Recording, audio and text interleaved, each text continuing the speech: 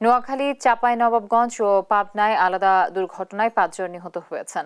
মঙ্গলবার সকালে নোয়াখালী সদর উপজেলার বৈকণ্ঠপুর বাজারে 2 শিশুর মৃত্যু হয়। স্থানীয়রা জানায়, সকাল 8টার দিকে আবুল কালাম সাইকেলে করে তার ছেলে আরাফাত ও শ্যালকের মেয়ে আসমাকে নিয়ে স্কুলে যাচ্ছিলেন। বৈকণ্ঠপুর বাজারে আসলে একটি ট্রাক সাইকেলটিকে চাপা দেয়। এতে ঘটনাস্থলে 2 শিশুর মৃত্যু হয়। স্থানীয়রা আহত অবস্থায় আবুল কালামকে উদ্ধার করে হাসপাতালে ভর্তি করে। ঘটনাস্থল থেকে ট্রাকটি আটক করা হলেও চালক পালিয়ে যায় বলে জানায় পুলিশ। চাঁপাইনবাবগঞ্জের শিবগঞ্জে মোটরসাইকেল ও ইঞ্জিন চালিত ভ্যানের সংঘর্ষে রিয়াদ চৌধুরী নামে এক শিক্ষার্থীর মৃত্যু হয়েছে। মঙ্গলবার সকালে শিবগঞ্জ উপজেলার ঝিল্লিপাড়ায় এ দুর্ঘটনা ঘটে। অন্যদিকে পাবনার সাথিয়ায় ইট বোঝাই ট্রলির ধাক্কায় সিএনজি চালিত অটোরিকশার 2 যাত্রী নিহত হয়েছেন।